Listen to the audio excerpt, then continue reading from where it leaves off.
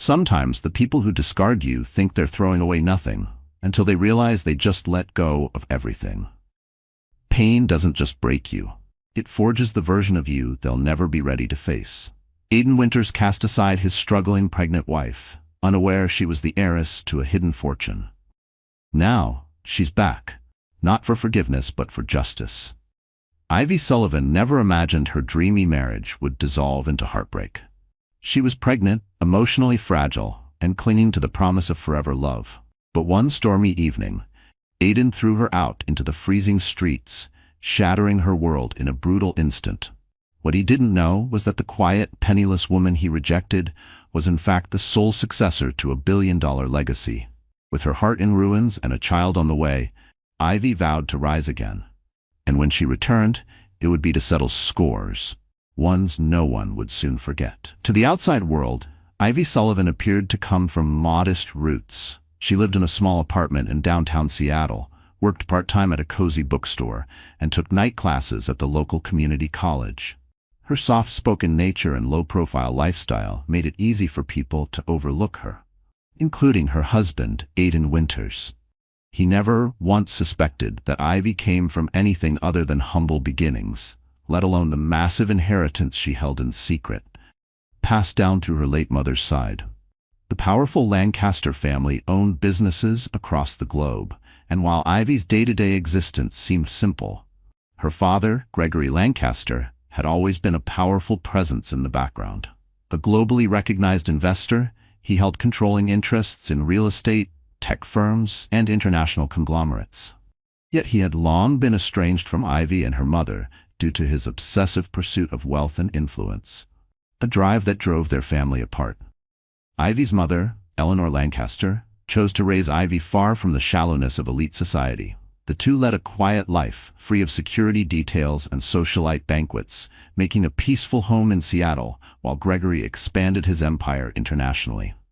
When Eleanor passed away 3 years earlier, Ivy was left devastated and adrift. She inherited a vast fortune, but few in her immediate circle knew. In honor of her mother's wishes for a grounded life, Ivy kept her true identity and fortune a secret. She moved cautiously, never flaunting her wealth or status. All she ever wanted was a taste of normalcy, and for a while she believed she had found it, until she met Aiden. Aiden worked in corporate sales at a mid-range car dealership in downtown Seattle. His charm was undeniable, tall, with a confident stride and a disarming smile. He had a magnetic presence, effortlessly drawing people in. He spoke with smooth assurance, a man who knew how to sell not just cars, but illusions. When Ivy walked into the dealership to purchase a used car, something she could have easily bought outright in cash, she chose instead to keep her financial reality under wraps. Aiden was instantly captivated by her quiet beauty.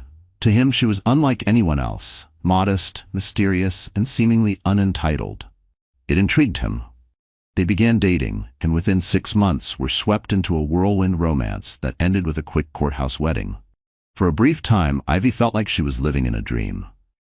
She truly believed Aiden loved her for who she was, not for what she owned or might one day inherit.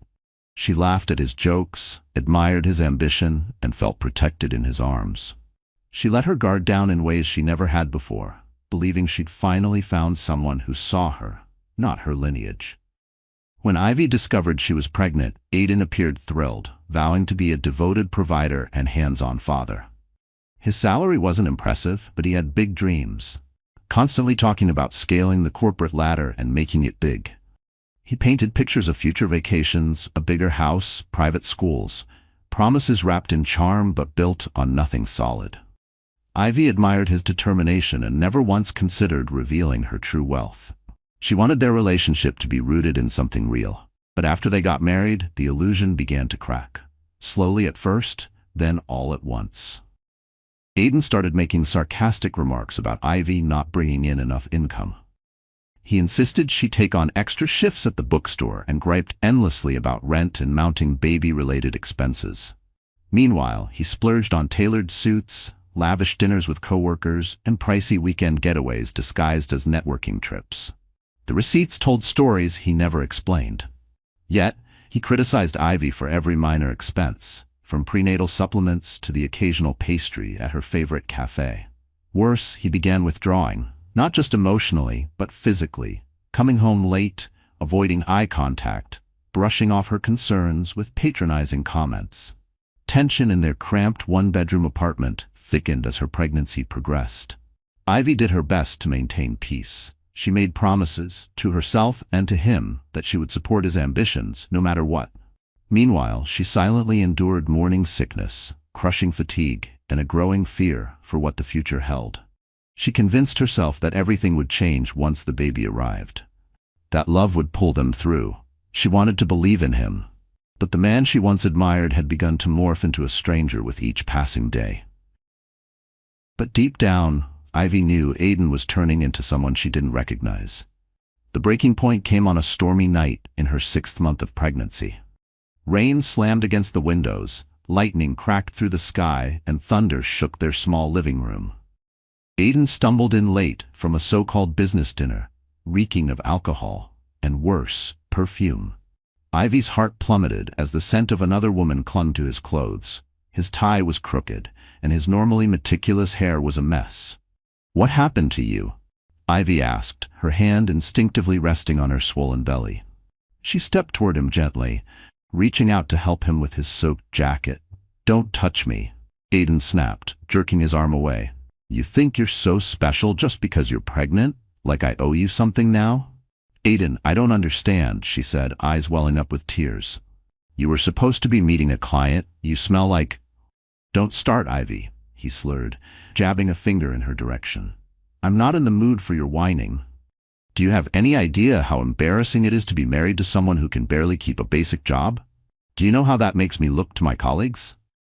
She drew a shaky breath. "Aiden, we're partners. I'm trying my best. We're having a baby, remember? I'm trying to save money. I'm trying to support you." "Save money?" He let out a bitter, humorless laugh, swaying toward her. "What money? And now we've got a baby on the way? Great, just one more mouth to feed." Ivy had never seen him like this, so bitter, so full of rage. His cruelty hit like a punch to the chest. "Aiden," she whispered, tears streaking her cheeks, "what are you saying? You wanted this baby. You told me you were happy." "Yeah, well, maybe I changed my mind," he scoffed. "What have you done for me lately, huh? I'm going nowhere, stuck in this shoebox apartment, paying all the bills, and you've never brought anything real to the table." "That's not fair," she said, summoning a flicker of courage she didn't know she had. "I've never asked for a fancy life. I've paid my share of the bills and the rent." Suddenly, Aiden stormed across the room.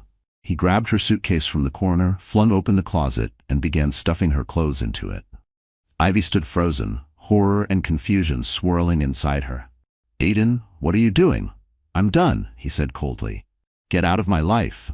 I can't stand to look at your face anymore." "Please," she pleaded, voice cracking. "I'm pregnant. We need to talk." He zipped the suitcase shut, slammed it to the floor with a loud thud, then pointed to the door.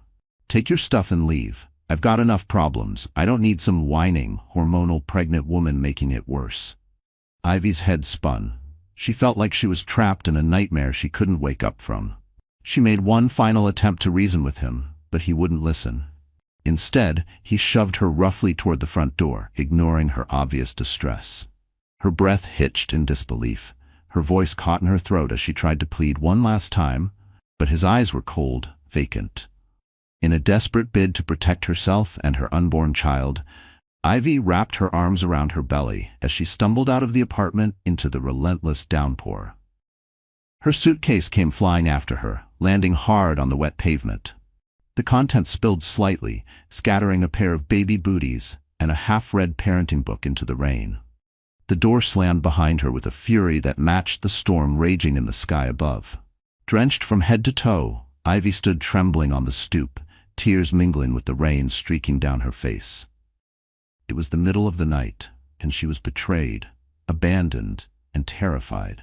Lightning lit the street in erratic flashes, making the scene feel surreal, as though she were watching someone else's nightmare. She had nowhere to go, no one. Nothing. Except the life she had tried so hard to leave behind in pursuit of normalcy. Thunder growled above as she clutched her suitcase in one hand, the other protectively over her belly. Grief and fury churned inside her, but through it all, a new determination took hold. Not just survival, but fire. A silent vow burned in her chest. This would not be the end of her story. She had tried to be the quiet, supportive wife, the unassuming woman, and Aiden had thrown all of that in her face. If only he knew who she really was. If only he knew the power she held. The power she could summon with just one phone call. He thought she was weak, but weakness didn't come from kindness. It came from cruelty, and his cruelty had just cost him everything. But right now, Ivy wasn't thinking about revenge. She just needed to survive the night. Turning her back on the apartment that once held her dreams, she stepped into the storm, each raindrop pounding against her like a final punctuation mark. Each step forward felt like a tear away from her former self, a soft woman hardening in real time. One day, Aiden would regret everything he had done. Of that, she was certain. And when the time came, she'd be ready, holding the ace he never knew existed. After Aiden cast her out, Ivy found a temporary haven in a small roadside motel on the outskirts of Seattle. She paid for the room in cash, thankful she had tucked away a modest emergency fund. Her pregnancy had begun to show, but her youthful appearance still led strangers to question if she was truly about to become a mother. She avoided eye contact with the receptionist, not wanting pity, not needing it. In the stillness of the motel room, the truth of her situation settled in with suffocating clarity. She was alone, pregnant, heartbroken, but she wasn't broke, and she wasn't powerless. Early the next morning, she reached for a phone number she had rarely used, one that was reserved for moments like this. The first call went to voicemail, but just minutes later, her phone buzzed with a return call. A distinguished, slightly fragile voice answered. "Ivy, my dear, is that you?" It was the voice of Harold Easton, an older gentleman who had served as her mother's trusted attorney and confidant for decades. One of the very few people who knew Ivy's true background. "Mr. Easton," she said, her voice trembling, "I need your help." He didn't ask questions. He just came. He arrived at the motel within the hour, his silver hair catching the morning sunlight, dressed in a perfectly pressed navy suit. Despite the early hour, Harold gave Ivy a solemn once-over, concern deeply etched in the lines of his aging face. "My dear," he said quietly, "I'd heard whispers that you'd married in secret. I hoped it brought you happiness, but I see now that it didn't." Ivy shook her head, fresh tears threatening to spill. "He threw me out, Mr. Easton," she said, voice cracking. He doesn't even know who I truly am. I never told him about my family, about the inheritance." Harold listened patiently, nodding as he absorbed the words. He had known Ivy since she was a little girl and had honored Eleanor's wishes to keep Ivy's legacy concealed until she was truly ready to carry it. "I'm so sorry," he said gently, his voice thick with empathy. "What do you want to do now?" Ivy hesitated.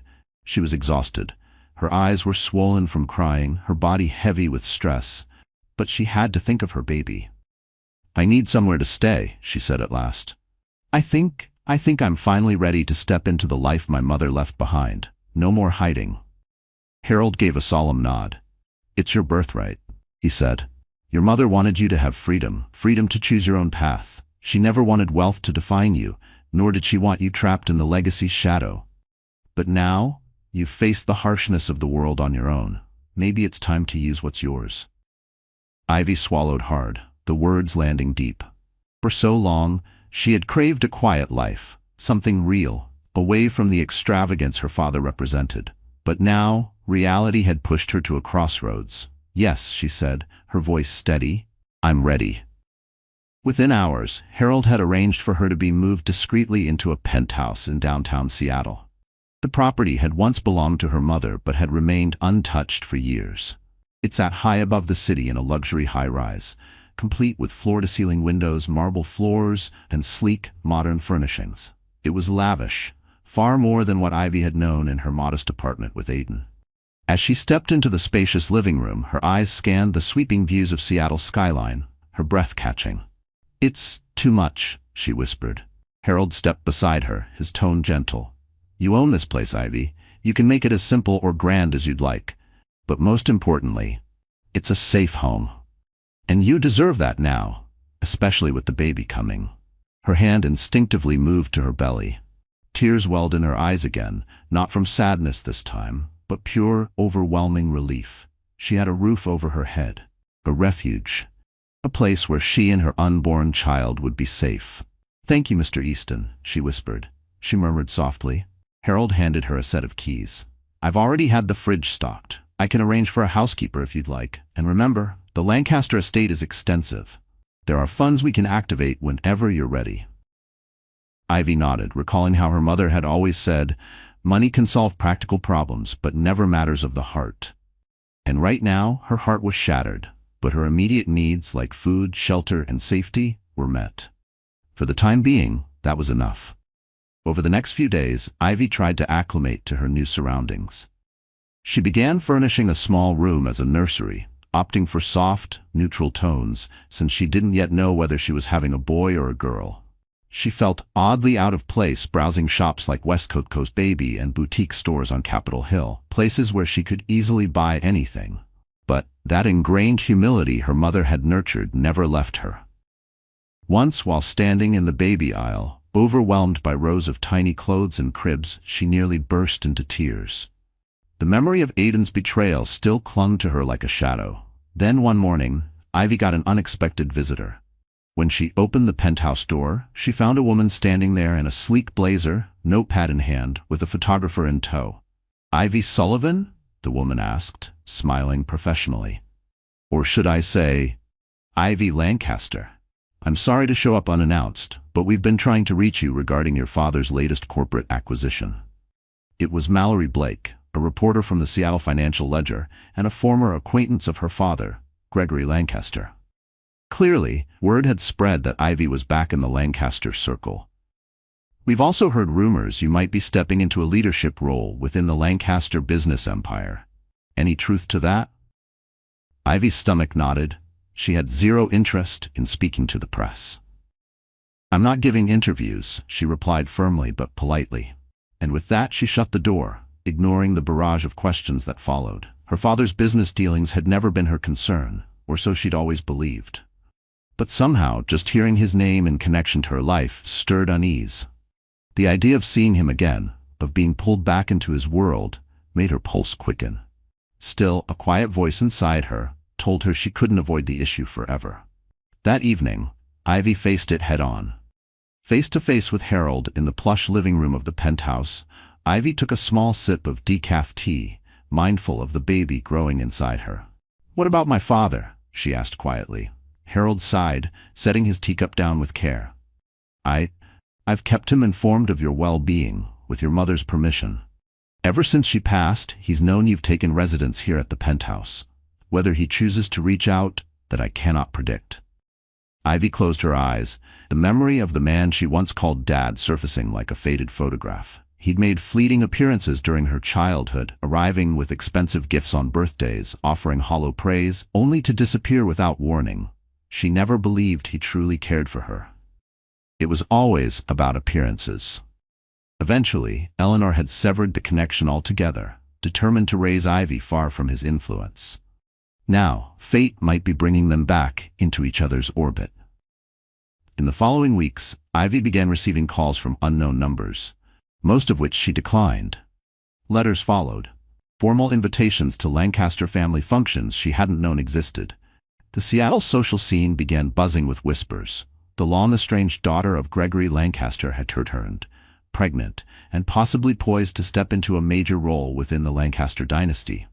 But Ivy had no interest in luxury galas or media attention. Her focus was on her unborn child and finding emotional stability. Still, thoughts of Aiden crept in at night like shadows under the door. He had discarded her, called her worthless. He didn't know what she had given up for him, how she had masked her wealth so he wouldn't feel inadequate. And now here she was, living in a penthouse surrounded by resources he couldn't even imagine. If only he knew. She filled her days with parenting books, gentle prenatal exercises, and private conversations with Harold about the future. One afternoon, as the rain tapped softly against the windows, Harold cleared his throat. "Ivy," he said delicately, "there's one more matter we should address, your mother's will. Now that you're residing in one of her properties, it's time to formally go over the next steps." Ivy nodded slowly, her heart fluttering. Yes, of course. Harold leaned forward.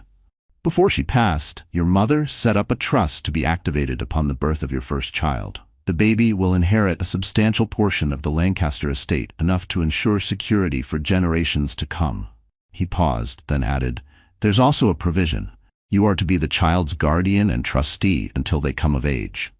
Your father can't contest it, Harold said firmly, not without facing serious legal consequences. Ivy felt a tightening in her chest. The weight of it, the permanence, the protection, was almost too much to process. She had never fully realized the depth of her mother's foresight. So, it's all locked in? She asked quietly. Harold gave her a reassuring smile. Yes, no one can take it away. From you or your child, you're both protected. Protected. The word didn't just echo, it anchored her. It wrapped itself around the jagged edges of everything she had been through. She had power now, a safety net. No longer a woman living on hope and broken promises. The frightened, desperate woman who once begged Aiden not to leave was gone. In her place stood a mother, steady and resolved, determined to defend her child and herself. She swore Aiden would never make her feel small again. She wasn't the poor, helpless wife he thought she was. She never had been. He just never looked close enough to see the strength simmering beneath her silence. As the weeks stretched into months, Ivy became more grounded in her new life. She prepared for her baby's arrival with quiet focus, slowly transforming the penthouse into a space of comfort and warmth. The sound of soft classical music often filled the rooms, blending with the rhythmic hum of baby monitors and the gentle rustle of delivery boxes marked organic cotton, non-toxic, premium care. Sometimes she found herself wondering about Aiden. Maybe he was still stuck in that same cramped apartment, driving that same beat-up car, still blaming her for everything. Or maybe he had already moved on to someone he deemed more glamorous. Someone with money. The irony stung. He had no idea that the woman he'd discarded was worth more than he could imagine. And even less idea that the child he'd turned his back on would inherit a fortune beyond his wildest dreams. Most nights, Ivy tried to banish the thought of revenge. She had her baby to think about. Still, in the stillness of night, when the city quieted and shadows filled the corners of her mind, she sometimes pictured it. Aiden returning one day, begging for forgiveness. And her, standing tall, unmoved. No tears, no hesitation, just truth. Maybe I won't be so quick to give it, she would think. As her 7th month of pregnancy approached, Ivy began experiencing the usual discomforts, swollen feet, back pain, restless nights. But alongside the physical strain came something else. Purpose. Possibility. She started quietly exploring philanthropic ideas, recalling her mother's belief that wealth should be used to lift others. One idea in particular stuck: a library and resource center for young mothers, combining her lifelong love of books with her growing empathy for women navigating pregnancy and parenthood alone. It felt right, like a continuation of something her mother had started, and she was now ready to carry forward. Harold supported the idea but cautioned her. You have time, he said gently. Focus on your health first. The rest will fall into place. Then, one crisp morning, Ivy was stirred from a restless sleep by the buzz of the intercom. It was the front desk downstairs. A visitor had arrived, unannounced. Her heart raced. Was it Aiden? Or, worse, her father? She shuffled to the monitor, nerves on edge. She pressed the button. Yes? She asked cautiously. It's Natalie Green, Miss Sullivan, the doorman said politely. She says she's an old friend. Ivy's face lit up. Natalie Green, of course, one of the very few people who knew fragments of Ivy's complicated past.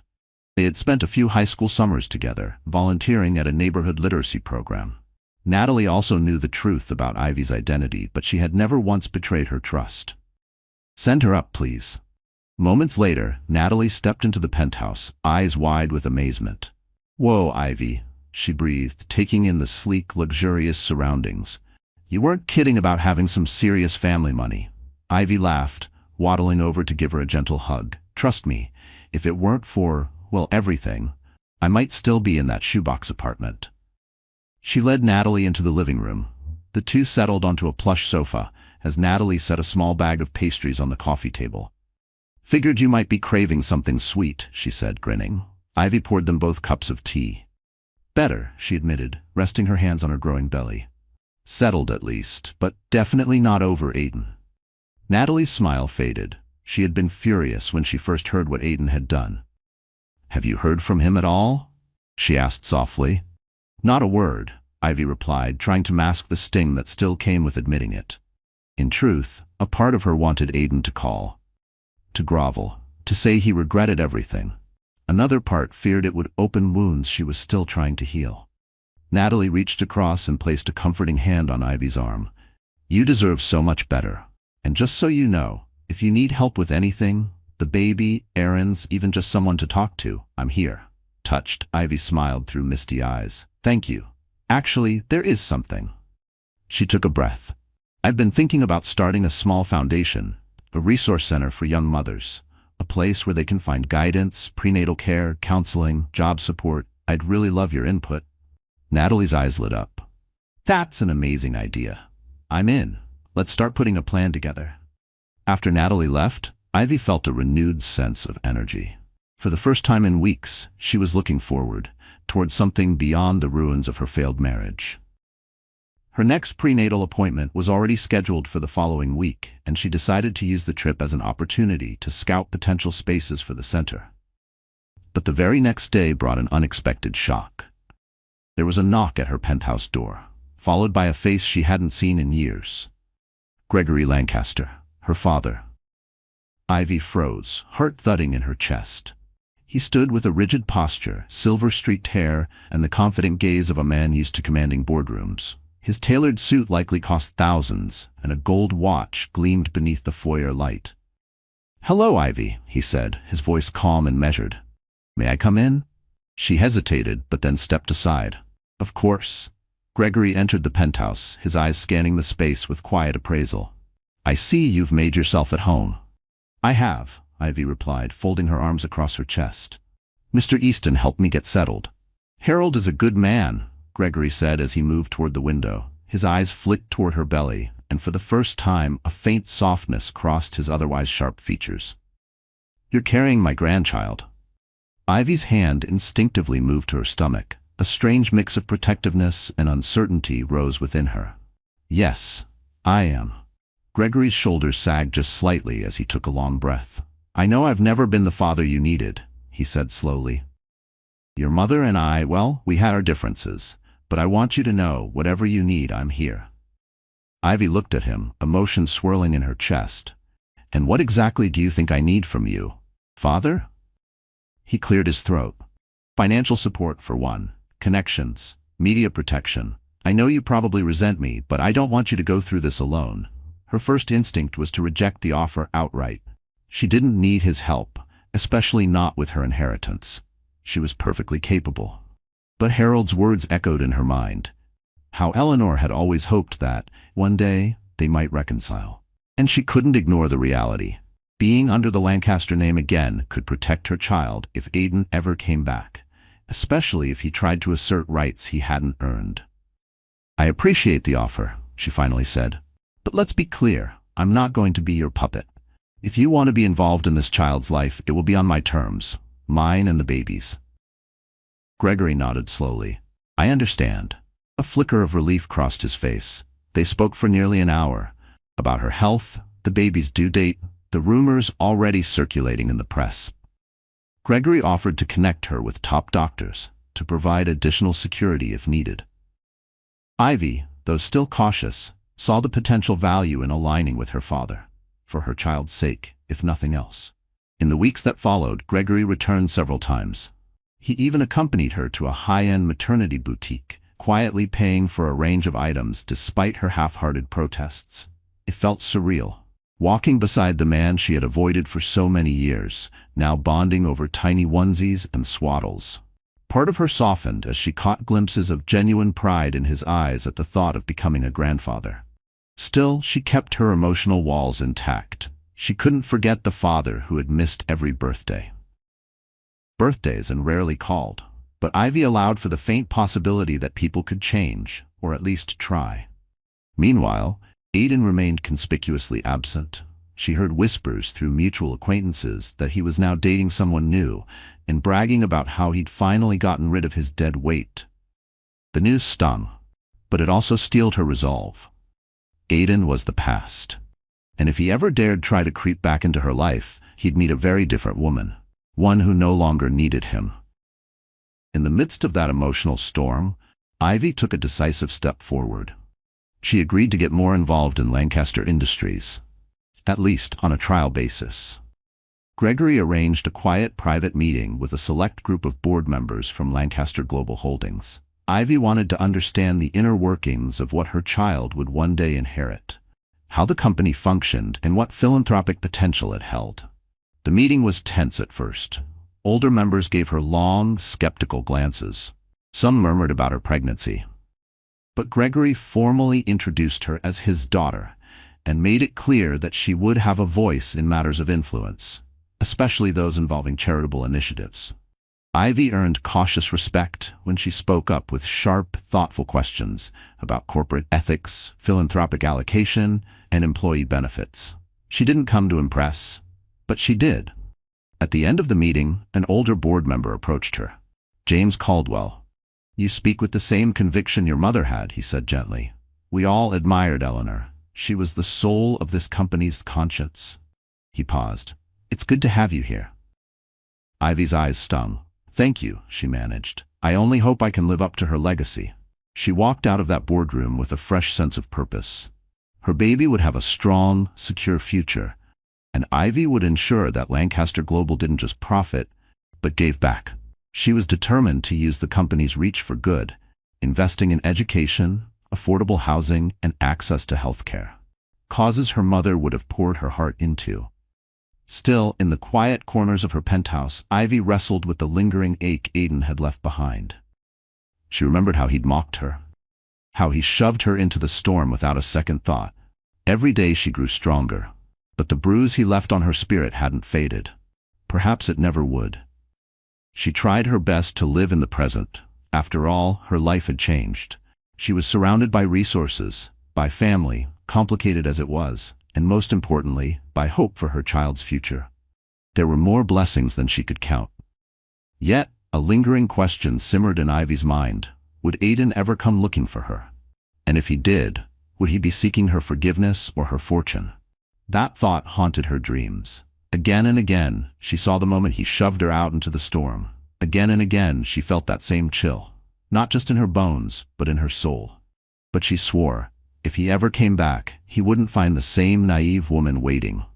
A storm was forming on the horizon. Ivy could feel it. And this time, she was ready to face it. Head on, armed with knowledge, with power, and with an iron will. Her vulnerability had forged a weapon sharper than bitterness: purpose. The next chapter of her life wouldn't be a tragedy. It would be a story of strength, redemption, and maybe even revenge. Weeks passed, then months. Peace returned, but it was the quiet before a new kind of storm, one she welcomed. And finally, the day arrived. Ivy went into labor late one snowy Seattle evening. Frost clung to the penthouse windows like lace. She had just finished finalizing the last few details for the Mother's Resource Center she planned to launch, when a sharp, deep pain ripped through her abdomen. A contraction, the first powerful sign that her life was about to change forever. Not just hers, but the legacy she was bringing into the world. Gregory Lancaster had insisted on hiring a private car and a full security detail to make sure she got to the hospital safely. Natalie Green, now her unofficial doula and constant support, rushed to her side the moment she got the call. Harold Easton was also there, making sure every document, every medical clearance was properly handled. Every form bore the weight of a name that now meant protection, legacy, and survival. For a brief second, Ivy felt a pang of sadness. No husband by her side, no hand to squeeze. But she shoved the thought away. She'd already grieved that absence. She didn't need it now. Aiden's absence would not taint this miracle. The vehicle that whisked her away wasn't an ambulance exactly. It was a high-end SUV outfitted with medical equipment, cruising through Seattle's quiet streets en route to a premier maternity hospital. Ivy focused on her breathing, her fear mixing with excitement. Tears welled in her eyes, not from pain, but from the weight of it all. She had never felt so vulnerable, or so invincible. She was bringing new life into the world. The labor was long and grueling. Nearly 12 hours passed. Her father paced the hallway like a caged lion, refusing to leave despite the hospital staff's polite suggestions. It was the first time Ivy saw him shaken, not by markets or mergers, but by the fragility of life. Natalie stayed at Ivy's bedside, gripping her hand, brushing sweaty strands of hair from her forehead, whispering encouragement. She whispered, "You're almost there. You're stronger than you think." And Ivy believed her. Harold hovered nearby, ensuring Ivy's privacy and comfort at every turn. Calm, steady, like a lighthouse in stormy waters. And then, with one final excruciating push, a piercing cry filled the room. "It's a boy," the doctor announced. Ivy's head dropped back onto the pillow, tears flowing freely. She heard the tiny wail as her newborn son was placed gently in her arms. His tiny, scrunched face was red from the effort of his first breaths, and he weighed just 6 pounds, 7 ounces, small but perfect. In that moment, the rest of the world disappeared. All that mattered was the tiny life in Ivy's arms. The love that surged through her was unlike anything she had ever known. She pressed a soft kiss to his forehead, tears of joy spilling onto his downy cheek. Outside, the sun had begun to rise over the Seattle skyline, casting streaks of gold and pink across the horizon. The next few hours blurred into a steady stream of nurses, doctors, and paperwork. Gregory eventually entered the room, moving cautiously, his normally stern expression softened by something rare: gentleness. "He's beautiful," he murmured, reaching out with a trembling hand to stroke the baby's tiny head. Ivy gave him a tired smile, her face still flushed and damp with sweat. "He needs a name," she said, her voice hoarse from exhaustion. She'd considered naming him after her mother, or something that symbolized new beginnings. Natalie had suggested, "What about James, after your mom's dear friend, James Caldwell?" Ivy paused, considering it, then shook her head gently. "James is lovely, but it doesn't feel quite right." Harold had another idea. "Your mother always loved the name Theodore," he offered quietly. "She said it meant gift of God." Ivy's eyes widened as the name clicked in her heart. She remembered now. "Theodore," she whispered, then smiled. "Teddy?" She gazed down at her son, cradled in her arms. "Yes, Theodore Sullivan Lancaster." Gregory nodded, seemingly satisfied with the name, even if the inclusion of Sullivan, Aiden's surname, carried complicated weight. Ivy explained, "Sullivan was part of me when Teddy was conceived. I want him to know where he came from, both sides." It was a bittersweet decision. But Ivy knew it was the right one. She wouldn't pretend her past didn't exist, no matter how painful. Teddy had been born from heartbreak, but he was her hope. Her beginning. For the next week, Ivy remained in a private suite at the hospital, bonding with her newborn. News outlets buzzed with headlines about Gregory Lancaster's new heir, but tight security kept the media at bay. Ivy refused all interview requests, determined to protect her son's privacy. Finally, the day arrived to bring Teddy home. She wrapped him in a soft, cream-colored blanket and carried him into the penthouse, now transformed with every modern baby gadget imaginable. A rotation of nurses and a night nanny had been arranged, courtesy of Gregory's concern and deep pockets. Ivy felt grateful and overwhelmed. She appreciated the help, but sometimes she longed for the simplicity of her old life. Before the money, before the media, before everything was filtered through the lens of wealth and legacy. Late one evening, as Teddy slept quietly in his bassinet and the Seattle skyline twinkled through the windows, Ivy heard the intercom buzz. She frowned, glancing at the clock. Nearly 11 p.m. Who could possibly be visiting now? She pressed the button. "Yes, Miss Sullivan," came the voice from the front desk.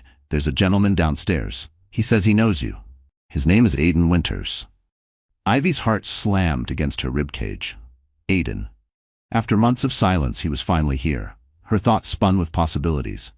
Was he here to apologize, to beg for forgiveness? Or had he heard whispers of her wealth, the baby, the life she now led? She drew in a slow, steadying breath. "Send him away," she said, her voice flat and cold. A part of her wanted to face him, wanted him to see what she had built without him. But another part, the protective mother in her, didn't want any chaos near Teddy. Her son was asleep upstairs, and she refused to allow drama into his sanctuary. There was a pause. "He's making a bit of a scene," the security officer said carefully. "Mr. Winters says he won't leave unless he speaks to you." Ivy closed her eyes. She saw again that stormy night, the door slamming behind her, the suitcase hitting the ground, the cold biting her skin. She remembered the fear, the betrayal. And then came the anger. And with it, a strange sense of peace. She was no longer the broken woman he'd cast out. "Fine," she said. "Send him to the lobby-level lounge. I'll come down." Adrenaline surged through her veins as she gave the nanny instructions to keep an eye on Teddy. She slipped into a navy wool coat, trimmed with soft fur at the collar, and stepped into the private elevator. On the way down, she reminded herself, "You are in control now." If Aiden tried anything, building security was already alerted.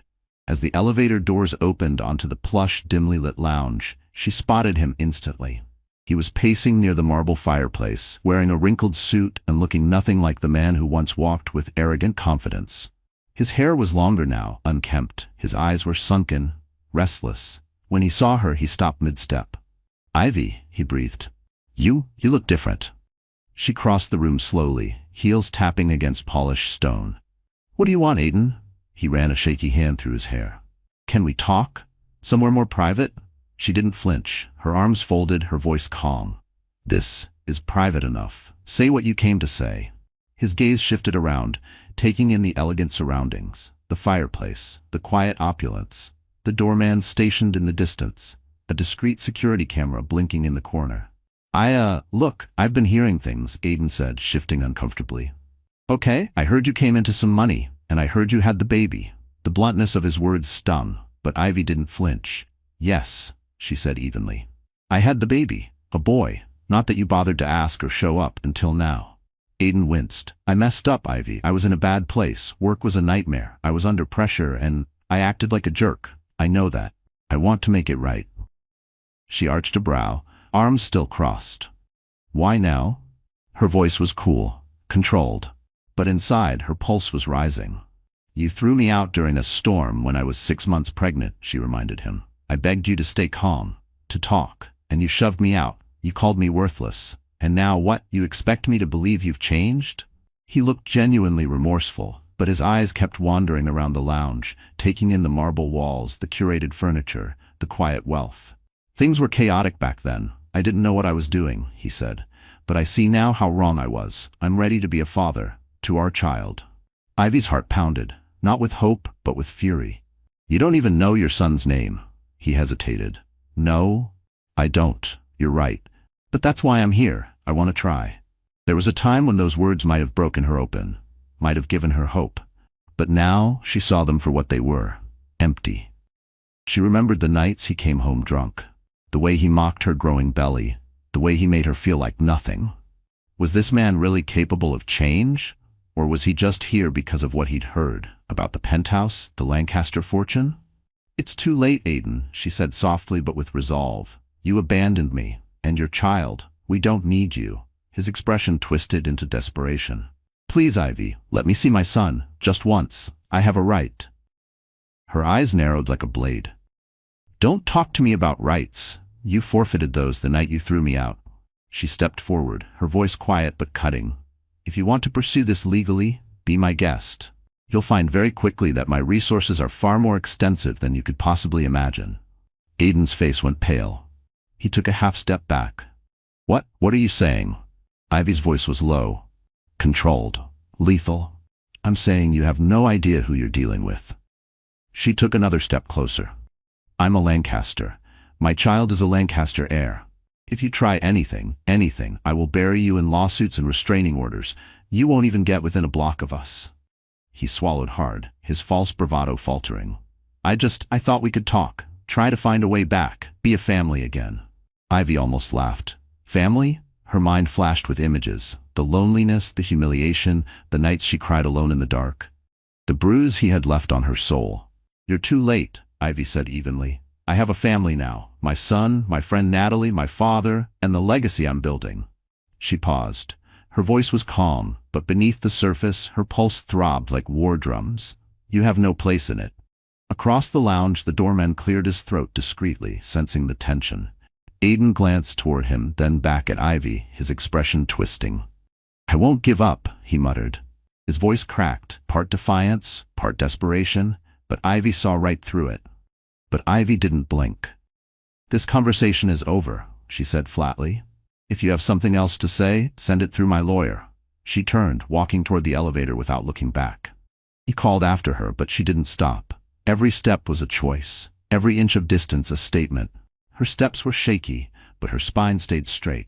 Adrenaline buzzed through her body, anger, relief, and something else, victory. She had done it. She had faced the man who broke her and stood her ground, not just survived him, but risen above him. When she returned to the penthouse, Teddy was still sound asleep in his bassinet. Ivy walked over quietly and leaned down, gently brushing the soft fuzz on his head. A tear slid down her cheek. But this time, it wasn't sadness. It was purpose. She would protect him. Always. Aiden Winters would never hurt them again. But monsters rarely leave peacefully. What Ivy didn't know was that Aiden's desperation would soon push him toward something darker, something that would threaten everything she'd fought to build. In the weeks that followed his unexpected visit, Ivy threw herself into motherhood and her philanthropic dream. The Eleanor Lancaster Memorial Center, named in her mother's honor, was nearly ready to open in a beautifully renovated townhouse in a family-friendly Seattle neighborhood. With Natalie's help, Ivy oversaw every detail, from scheduling parenting workshops and counseling sessions to partnering with local hospitals for referrals and support. Every shelf, every crib, every bulletin board had her fingerprints on it. This wasn't charity. This was reclamation. It was a cause rooted deeply in her own experience, her struggle, her isolation, and her will to rise. Gregory remained a constant, still formal, but steady. He honored Ivy's space while offering unshakable support, financial and emotional. At the center's grand opening, he stood beside Ivy and Natalie as they cut the ceremonial ribbon. Cameras flashed, capturing the moment for local media outlets. Gregory gave a brief speech praising Ivy's passion and commitment to community service. The word proud left his lips, and it startled her. For a fleeting moment, something real passed between them, a flicker of the bond she had longed for her entire life. It wasn't perfect, but it was something, and maybe for now that was enough. Yet in the shadows of her joy, a whisper of unease lingered. Aiden. Her refusal to let him see Teddy had rattled him. She had noticed more than once a figure hovering near the lobby entrance, disappearing the moment she looked twice.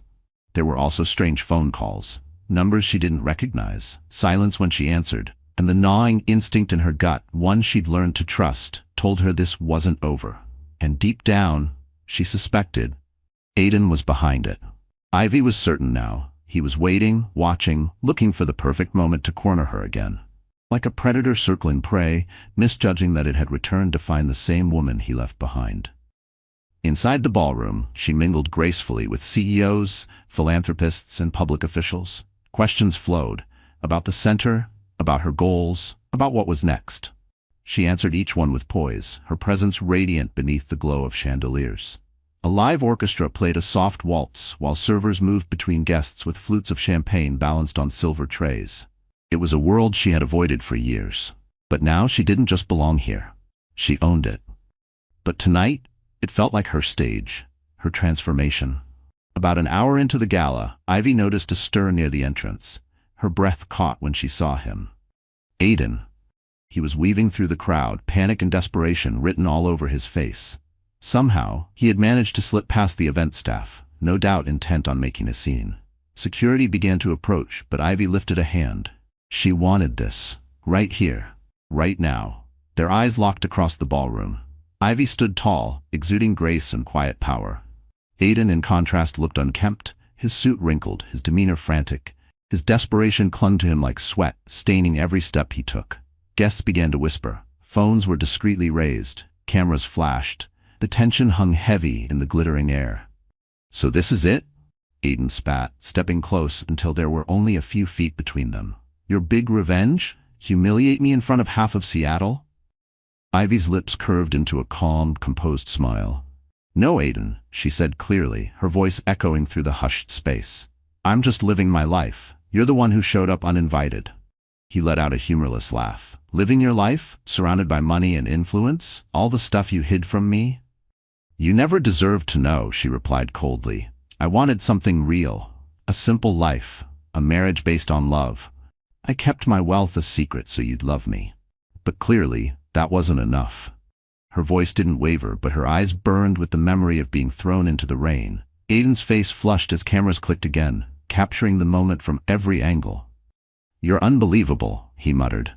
Without warning, Ivy turned toward the crowd, her voice strong and unwavering. "This man," she said, "threw me out into the street when I was 6 months pregnant. He called me worthless. Now that he sees where I stand, what I've built, he wants sympathy?" A hush fell over the ballroom. A collective gasp moved through the crowd like a current.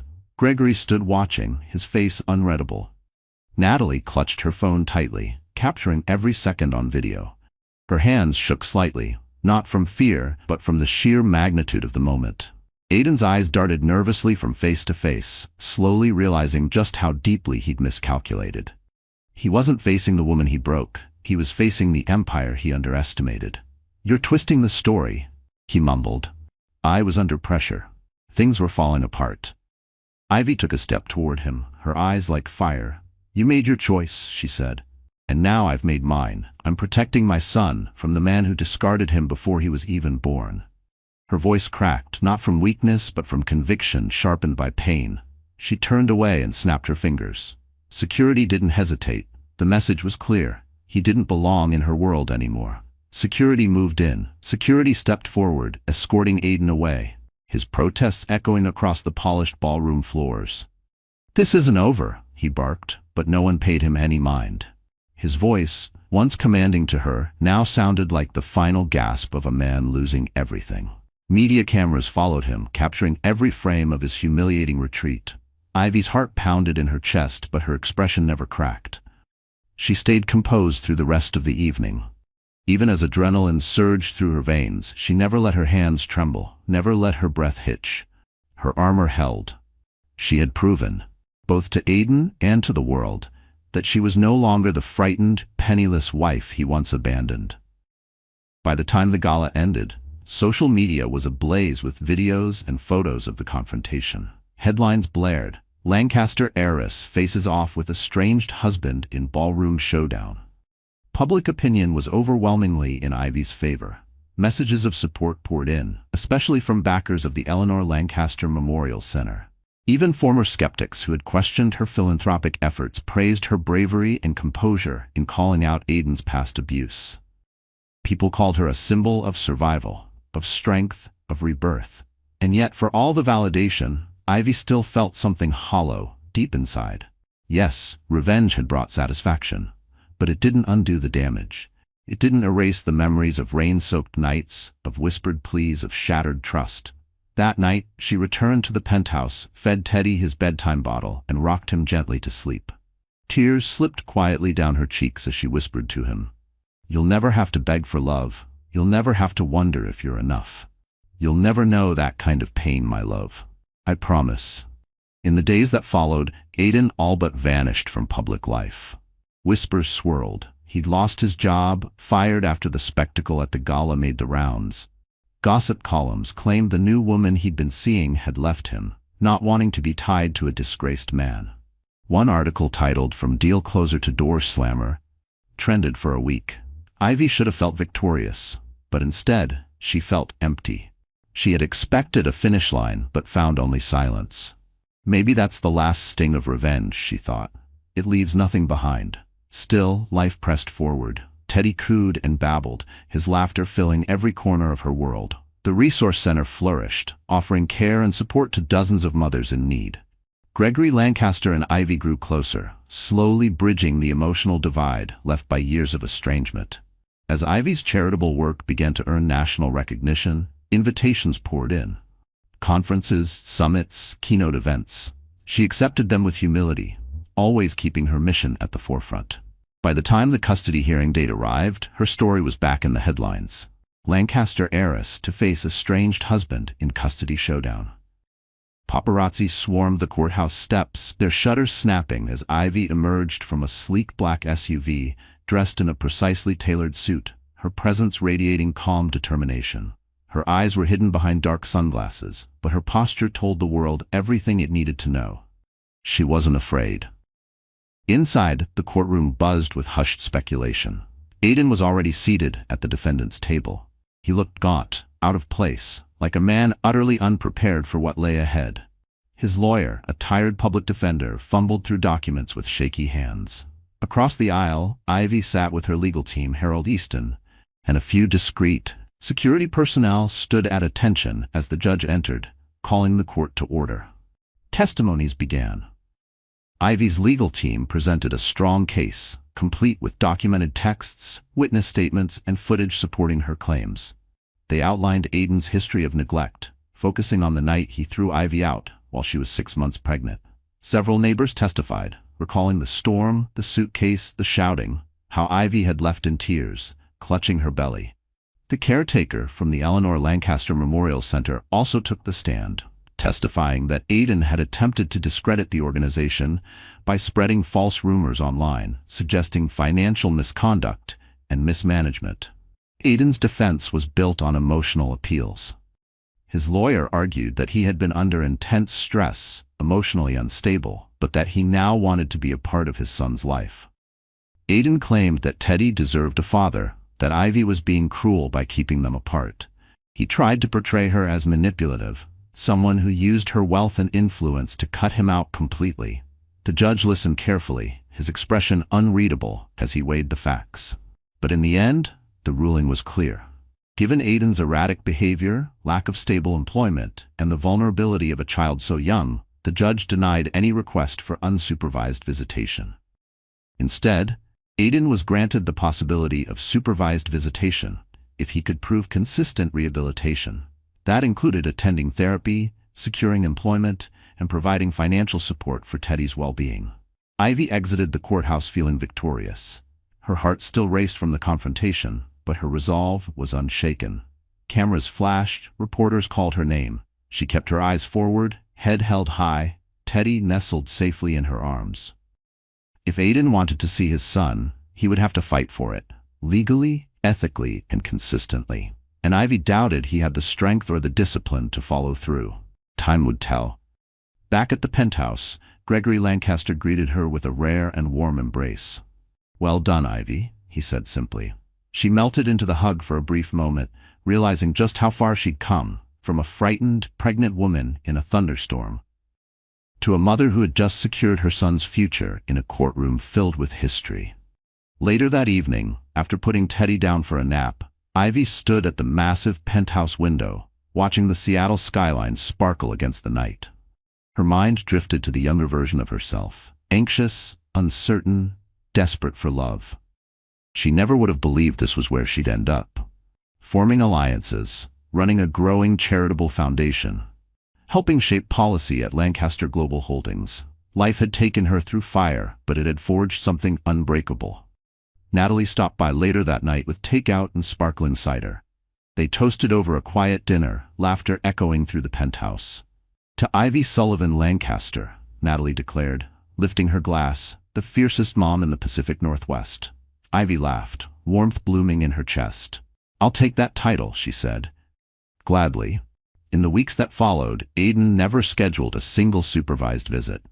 Word eventually reached Ivy that he had left Seattle, possibly to start fresh in another city. Maybe he had finally accepted defeat. Or maybe he was scheming something new. But if he was, she no longer lost sleep over it. But for now, Ivy had peace. She was free to pour her energy into the people who mattered most. Teddy, her father, her mission, and the small circle of friends she trusted with her heart. The chaos Aiden brought into her life had been replaced with meaning, structure, and the kind of quiet joy she once thought impossible. Her relationship with Gregory continued to evolve. The past wasn't forgotten, but it no longer held them hostage.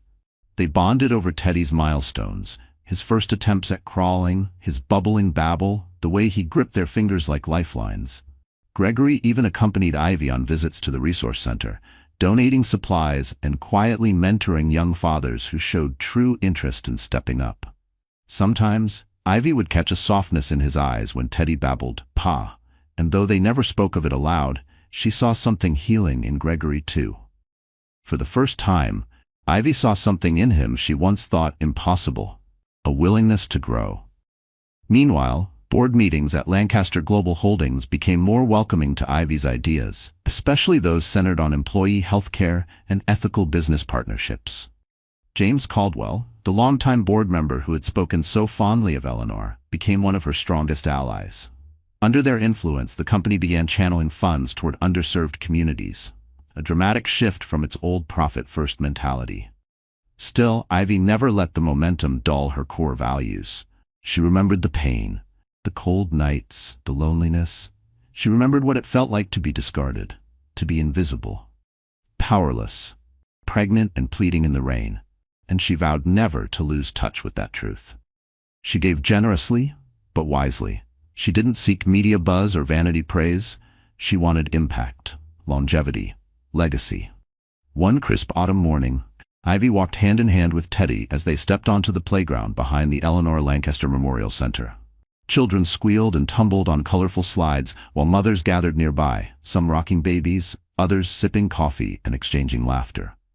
It wasn't just a center anymore, it was a sanctuary. Community bloomed here, rooted in support, in second chances, in love. Ivy's eyes landed on a young mother standing off to the side, nervously pushing a stroller, unsure of how to fit in. Without hesitation, Ivy approached. She smiled, introduced herself, gently led the girl toward a group of welcoming moms. It was a small gesture, but one that would ripple for years. Moments like this reminded Ivy why she had fought so hard. For her son, for herself, for every woman who had ever been cast aside. Teddy let out a squeal of joy as he waddled across the grass, chasing falling leaves. Ivy felt tears sting her eyes. She thought of Aiden for only a moment, wondering if he ever lay awake at night, regretting what he had thrown away. But the thought passed quickly. Her life, their life, was better without his shadow. There was a future to build. A future radiant with possibility. One not born of wealth, but of healing. Lit by the strength she had found in herself and the boundless, unconditional love she gave and received every day. She looked down at Teddy and whispered, "We made it, baby boy. We really did." In that quiet moment, with the autumn leaves rustling and the laughter of children echoing around the playground, Ivy knew. Her story had shifted, from tragedy to triumph. From a rain-soaked doorstep to sun-dappled grass beneath her child's feet. Ivy Sullivan Lancaster, once a frightened, cast-aside pregnant woman, had become the author of her own future. And no one, not even the man who tried to break her, could take that away. Not after everything she survived. Not after everything she rebuilt with bare hands and a bruised heart. Ivy's journey reminds us that even in our darkest hours, resilience and love can lead us toward the light. She began as a humble wife, blindsided by betrayal. But through perseverance and the unexpected inheritance of a billionaire legacy, she unearthed her power, rewrote her fate, and built something meaningful. Not for praise, not for revenge, but for the little boy whose life would begin where hers had almost ended. The mother she became, the protector, the provider, the beacon for others in pain. She is a testament to the strength we all carry inside. Because sometimes, the most powerful stories begin with being broken and choosing to rise anyway. Dear friend, life has a way of testing us, often in silence, often when we least expect it. Like Ivy, you may find yourself standing in the storm, soaked to the bone, holding on to something fragile yet fiercely precious. But as the Stoics teach us, we cannot control what happens to us, only how we respond. Ivy's strength wasn't born from ease. It was carved in pain, shaped in solitude, and lit by the quiet fire of refusing to give up. Let her story remind you, rock bottom isn't the end. It's the foundation where resilience is built. You are stronger than you think. And one day, you'll look back and whisper to yourself, I made it. If Ivy's story moved you, inspired you, or gave you hope, please take a moment to like, share, and subscribe to this channel. Your support helps these stories reach the ones who need them most. Someone out there is waiting to hear this. Maybe someone like Ivy, maybe someone like you. And always remember, heartbreak is not the end, it's the beginning of something greater. Thank you for watching, and stay tuned for more real-life romantic dramas where hope always finds a way.